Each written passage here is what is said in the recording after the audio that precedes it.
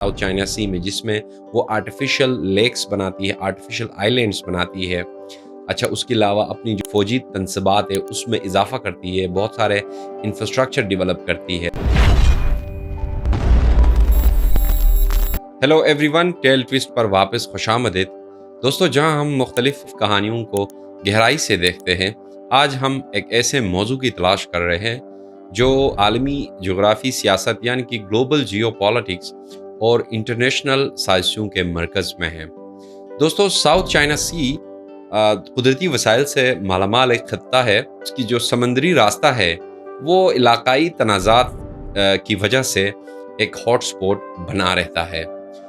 लेकिन दोस्तों, ये इलाका इतना मुतनाज़ा क्यों है और नाम निहात 9 डैश लाइन के पीछे चीन के दावों के क्या रीजंस है, उसके साथ बाकी दुनिया को इससे क्या फ़र्क पड़ता है, इन तमाम चीज़ों को आज हम इस वीडियो में एक्सप्लोर करेंगे।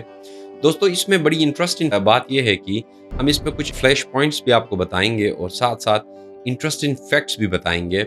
साउथ चाइना सी के बारे में आपने पहले कभी नहीं सुना, तो बेसिकली ये एक ग्लोबल इशू है जो कि हमेशा दुनिया की न्यूज़ में हेडलाइन बना रहता है। दोस्तों, इसके साथ एक बहुत सारे मुल्क जुड़े हुए इस कॉन्फ्लिक्ट के साथ, बट ऑन द टॉप चीन और यूएसए, वियतनाम, मलेशिया, ब्रुनेई और ताइवान, ये कंट्रीज़ है बेसिकली इस कॉन्फ्लिक्ट के साथ डायरेक्टली इन्वॉल्व है। बाकी इनडायरेक्टली बहुत सारे कंट्रीज़ इसके साथ इन्वॉल्व हैं। दोस्तों, सबसे पहले हम थोड़ा सा तारीख़ी सयाक़ व सबाक़ को समझेंगे ताकि चीज़ों को हमें समझने में आसानी हो। सबसे पहले दोस्तों, चीन का जो दावा है वो सदियों पुराना दावा है।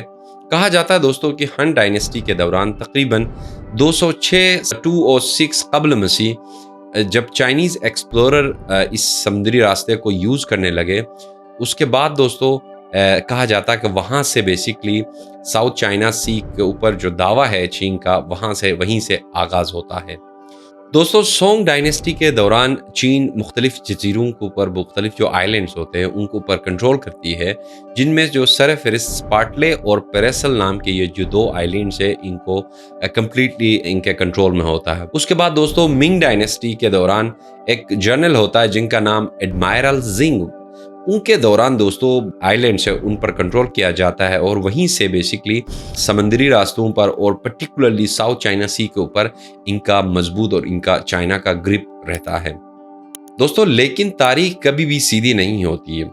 दोस्तों, जैसे ही मगरबी नौ आबादियाती ताकतों ने साउथ ईस्ट एशिया में फैलना स्टार्ट करते हैं, उस वक्त दोस्तों इलाकाई पानी कंट्रोल के लिए मैदान जंग बन जाता है।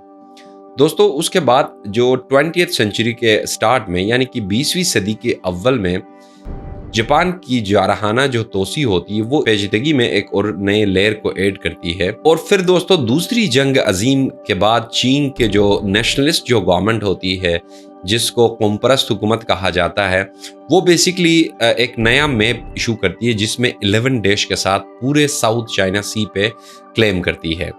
उसके बाद दोस्तों, चाइना में सिविल वार के बाद एक नया हुकूमत बनता है जो चीनी जमहूरी हुकूमत होता है। वो फिर उस 11 डैश लाइन का जो मैप होता है उसको रिप्लेस करके एक नया मैप शाया करती है जिसमें नाम निहात 9 डैश लाइन होता है, जो रिप्रेजेंट करता है 9 डैश लाइन बेसिकली चाइना का क्लेम होता है उसके ऊपर।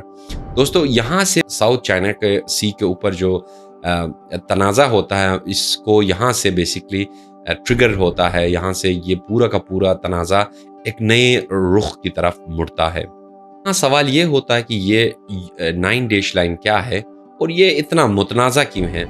दोस्तों, ये लाइन बेसिकली एक यू शक्ल की मुकम्मल हदबंदी कहा जाता है इसको, और ये पूरे साउथ एशिया पे को चीन बेसिकली इस पे क्लेम करती है।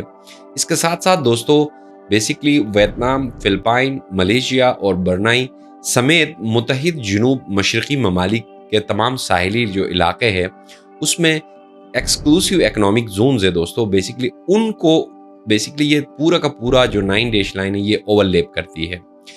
फॉर एग्जांपल दोस्तों, फिलिपाइन स्पार्टले आइलैंड और स्कारबोर्ग शॉल जो है उसके ऊपर वो कहता है कि ये उसके ऊपर हक दावा करता है, اس کے ساتھ ساتھ دوستوں ویتنام دیکھا جائے تو ویتنام سپارٹلے اور پیراسل آئلینڈ پہ اپنا دعویٰ کرتا ہے اور اس پہ کلیم کرتا ہے کہ یہ بیسکلی ہمارے ان کے جو ایکسکلوسیو اکنامک زونز ہے اس کے ساحل کے قریب آتا ہے. اور جبکہ دوستوں ملیشیا اور برونائی بھی اپنے ساحلی علاقوں کے ساتھ جو جڑے ہوئے آئلینڈس ہیں ان کے اوپر بھی اپنا حقوق ظاہر کرتے ہیں. اور اسی وجہ سے دوستوں اسی کلیمز کی وجہ سے انہی اوور لیپنگ کی وجہ سے ساؤتھ چائنا سی کا جو تنازع ہے اس میں تناؤ آتا ہے اور یہیں سے اس کانفلکٹ کو آگے اور بھی ٹریگر ملتا ہے. 2016 میں معاملات اس وقت بڑھ گئے جب فلپائن دی ہاگ میں ثالثی کے مستقل عدالت میں اپنا کیس دائر کرتی ہے. انہوں نے چین کے دعووں کو چیلنج کرتے ہیں مگر دوستوں فیصلہ فلپائن کے حق میں آتا ہے. اور اس کے بعد دوستوں چین اپنی ایک ہسٹوریکل سٹانس ہے, تاریخی جو سٹانس ہے اس کے اوپر ڈٹی رہتی ہے. اس کے بعد سے دوستوں وہ جو اپنی ایکٹیویٹیز ہے ساؤتھ چائنا سی میں جس میں وہ آرٹیفیشل لیکس بناتی ہے, آرٹیفیشل آئلینڈس بناتی ہے, اچھا اس کے علاوہ اپنی جو فوجی تنصیبات ہے اس میں اضافہ کرتی ہے, بہت سارے انفراسٹرکچر ڈیولپ کرتی ہے, اس کو تیزی دگنا کر دیتی ہے. اور اسی طریقے سے یہ تناؤ جو ہے وہ تیزی سے ٹریگر کرتا ہے. فن فیکٹ یہ ہے کہ 30% جو دنیا کا ٹریڈ ہے وہ ساؤتھ چائنا سی کے تھرو ہوتا ہے. اس کے ساتھ کہا جاتا ہے دوستوں کہ تقریباً 274 بحری جو جہاز ہے جو کہ گڈس کو ٹرانسپورٹ کرتی ہے وہاں سے تو چائنا سی کے تھرو ہوتا ہے ڈیلی کے بیسس پہ. اور اینولی دوستوں 100,000 مطلب بحری جہاز ہے وہاں سے گزرتے ہیں. اس کے ساتھ ساتھ دوستوں جو تیسرا جو فن فیکٹ ہے وہ 11 بلین جو بیرل آئل ہے وہ بھی ساؤتھ چائنا سی کے انڈر آتا ہے. اس کے ساتھ 190 trillion cubic feet natural gas بھی پایا جاتا ہے ساؤتھ چائنا سی کے اندر. تو اسی لیے دوستوں اس کے جو جس طریقے سے قدرتی وسائل ہے وہ بھی ایک ریزن ہے کہ یہاں پہ کانفلکٹ پیدا ہوتا ہے. دوسرا اسٹریٹجک ریزنز بھی ہے. اسٹریٹجک ریزنز میں چائنا کے ساتھ بالکل یہ اٹیچ کرتا ہے. اس میپ میں آپ دیکھ سکتے ہیں کہ ایک سائڈ پہ تو چائنا ہے, دوسرے سائڈ پہ یہ پورا کا پورا ساؤتھ چائنا سی ہے جس میں یہ 9 دیش لگے ہوئے. اب 9 دیش کے ساتھ دیکھا جائے تو اس کے اندر سپارٹلے آئلینڈ, اس کے علاوہ پیراسل آئلینڈ, اچھا سکاربورگ شال, یہ تمام آئلینڈز آتے ہیں. اس کے علاوہ کچھ جو آئلینڈس ہیں وہ آرٹیفیشل جو بنائے ہیں وہ چائنیز نے خود بنائے ہیں اور اس میں کنٹریز جو کنیکٹ ہوتے ہیں. اس لیے اس کی امپورٹنس اسٹریٹجکلی امپورٹنٹ بھی ہے کہ یہ ایزیلی اسٹریٹجکلی دوستوں چائنا ایکسیس ایزیلی کر سکتا ہے تائیوان کے ساتھ بھی اور جاپان کو بھی ایزیلی ٹارگٹ کر سکتا ہے. اور یہیں سے بیسکلی پیسفک تک بھی ایکسیس ملتا ہے چائنا کو. تو یو ایس نہیں چاہتی ہے کہ وہ اس کو وہاں سے ایکسیس ملے. اسی لیے دوستوں یہ 9 دیش کے باہر والا جو پٹی ہے اس میں ریسنٹلی ڈیولپمنٹ یہ ہے کہ یو ایس نے بہت سارے جو ویپنز ہے جو کہ بحری ویپنز جس کو کہا جاتا ہے وہ انسٹال کیا ہوا ہے. جو چیز اس متنازع کو اور بھی خطرناک بناتی ہے وہ نیوی افواج کے درمیان خصوصاً چین اور امریکہ کے جو نیویز ہے ان کے قریبی مقابلوں کی وجہ سے یہ بیسکلی متنازع اور بھی خطرناک ہوتا ہے. مثال کے طور پر دوستوں 2018 میں سپارٹلے آئلینڈ کے قریب چین اور امریکی جو بحری جہاز ہے وہ اتنے قریب آ جاتے ہیں کہ ٹوٹل 45 گز رہ جاتا ہے, یعنی 45 فیٹ رہ جاتا ہے. اور کہا جاتا ہے دوستوں اگر یہ ٹکراؤ کہیں کا صورتحال بنتا تو پورا ایک نیا وار کی طرف ٹریگر کرتا. دوستوں صرف چین اور امریکہ صرف نیوی انٹریکشنز ان کی نہیں ہوتی ہے بلکہ اس کے ساتھ ساتھ فضائی جو فوج ہے وہ بھی یہاں پہ نظر آتے ہیں. جیسے کہ دوستوں 26 مئی 2023 جس میں چینی ایک J-16 لڑاکا طیارہ ہوتا ہے وہ بیسکلی خطرناک حد تک امریکن حدود میں داخل ہونے کی کوشش کرتا ہے. اس کے ساتھ ساتھ دوستوں RC-135 جو کہ ایک جاسوسی طیارہ ہوتا ہے امریکہ کی طرف سے وہ ساؤتھ چائنا سی کے اوپر سے گزرتا ہے اور انٹروین کرتا ہے. اس پہ دوستوں چین اور امریکہ دونوں اس پہ بڑے اپنے ریزرویشن شو کرتے ہیں, ویڈیوز جاری کرتے ہیں اور اس میں کہتے ہیں کہ اس طریقے سے چائنا نے انٹروین کی اور دوسری طرف سے امریکہ کہتا ہے کہ چائنا کو بلیم کرتا ہے اور چین بیسکلی امریکہ کو. تو یہ تناؤ ایک دوسرے کے ساتھ چلتا رہتا ہے साउथ चाइना सी पे। दोस्तों एक्सपर्ट्स का मानना ये है कि अगर ये तनाव यहाँ से ट्रिगर करता है तो थर्ड वार की तरफ जाने का खदशा होता है।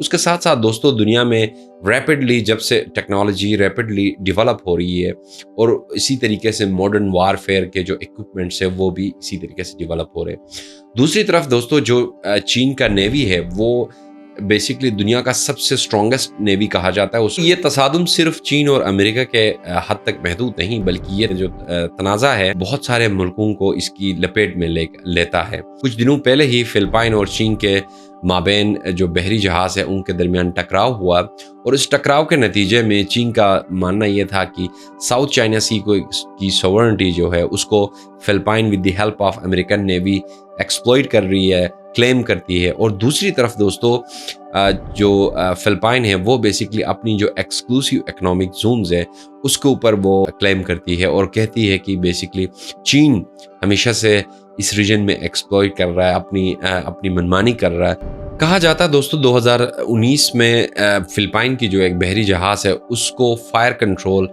जो चाइनीज़ वॉरशिप वो उसको बंद कर देती है। और ये कहा जाता है दोस्तों ये बेसिकली इंतहाई एक संगीन इश्तियाल अंगेज़ी इस इवेंट को समझा जाता है। इससे दोस्तों कहा जाता है कि इसकी वजह से एक नया वार साउथ एशिया में और इस रीजन में एक नया जंग छिड़ने का भी खदशा रहता है। दोस्तों सिफारतकारी के ज़रिए ये मामला, ये तनाज़ा क्यों रिजॉल्व नहीं हुआ? दोस्तों ये कहा जाता है कि ये एक कॉम्प्लिकेटेड इशू है। कॉम्प्लिकेटेड इशू होने की वजह से ये आर्बिट्रेशन के थ्रू मुमकिन नहीं, मगर जनूब मशरक़ी एशियाई ममालिक की एसोसिएशन जिसको आसियान कहा जाता है उसने आर्बिट्रेशन के ज़रिए इस तनाज़े को रिजॉल्व करने की कोशिश की, मगर एक सॉलिड कोई मुआहिदा कराने में नाकाम रही है। साथ साथ अमेरिका और दीगर जो आलमी क़ुव्वतें हैं, मगरबी जो आलमी क़ुव्वतें हैं वो चीन के इस दावों को चैलेंज करने के लिए नेविगेशन जो ऑपरेशन की आज़ादी के लिए कदम बढ़ा रहे हैं। लेकिन दोस्तों चीन अब इंटरनेशनल प्रेशर होने के बावजूद अपने दावों से पीछे नहीं हट रहा है, जिसके बेसिस पे ताकत का ये एक ख़तरनाक तवाज़न पैदा करता है जो कभी भी किसी भी वक्त ये जो तनाव है ये किसी भी वक्त उबल सकता है।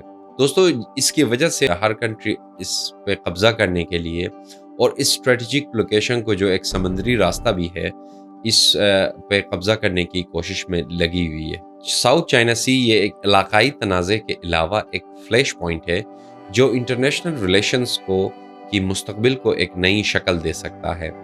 अब यहाँ पे देखना ये है कि क्या ये तनाज़ा सिफारतकारी के ज़रिए हल होगा या ये तनाज़ा एक और नए तनाज़े को जन्म देगा। ये चीज़ें सिर्फ वक्त ही हमें बता सकती हैं।